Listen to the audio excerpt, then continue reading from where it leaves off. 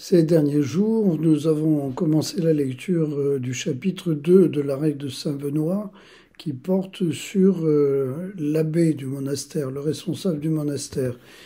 Cet enseignement vaut finalement pour tout responsable de communauté, de groupe, d'entreprise.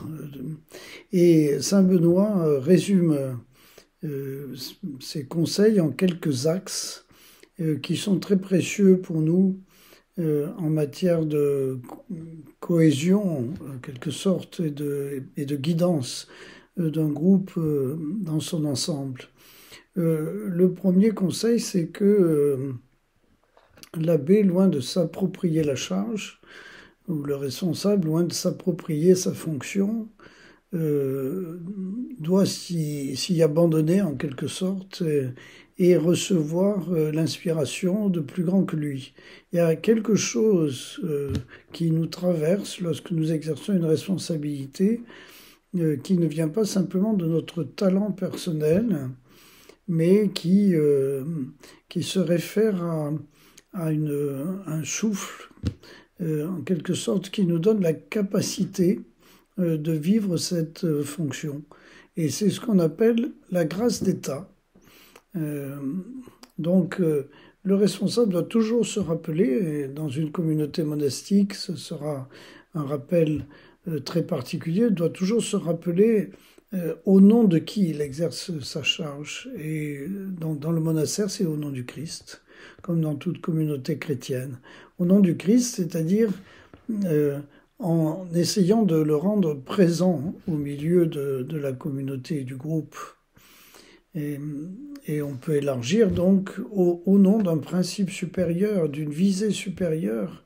Tout responsable de groupe doit permettre à chacun de se représenter ce qui est en jeu et de le vivre vraiment.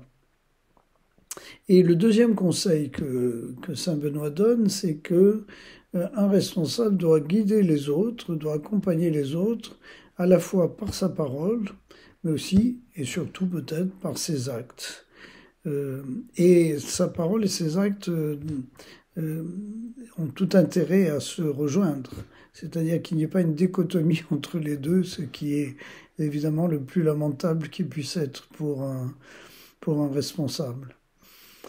Et si bien que si certains peuvent se nourrir de la parole et en tirer profit et l'interpréter pour eux-mêmes, d'autres pourront se nourrir des actes eux-mêmes qui seront un enseignement en tant que tel. Saint Benoît y insiste beaucoup et on peut dire que c'est un conseil de sagesse. Et puis le troisième conseil, c'est que le responsable ne fasse pas de différence entre les personnes, entre les membres du groupe.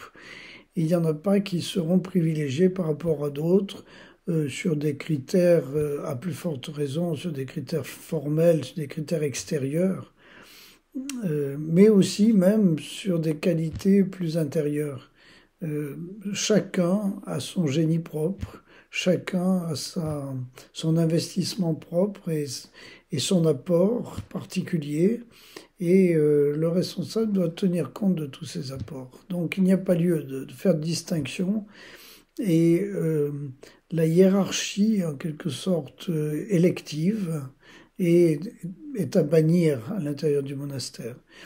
Saint Benoît fait juste une petite distinction pour ce qui est des personnes qui, à l'intérieur du groupe, vivent vraiment l'idéal proposé d'une manière particulièrement vive et particulièrement active. Donc, on comprend que le responsable aime s'appuyer un peu sur eux, mais pour autant, il ne doit pas forcément les privilégier à tout prix dans les formes extérieures. Hein.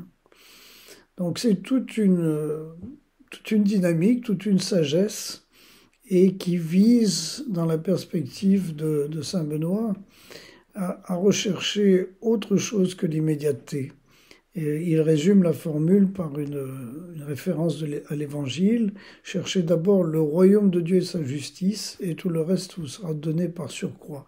Il s'agit de de chercher ce qui ne passe pas, de chercher quelque chose de plus grand que simplement l'accomplissement immédiat des choses qui sont à faire. Non, il y a autre chose qui est en jeu et c'est de cela dont on doit tous se rappeler en quelque sorte. Et l'abbé en premier lieu pour y encourager les autres.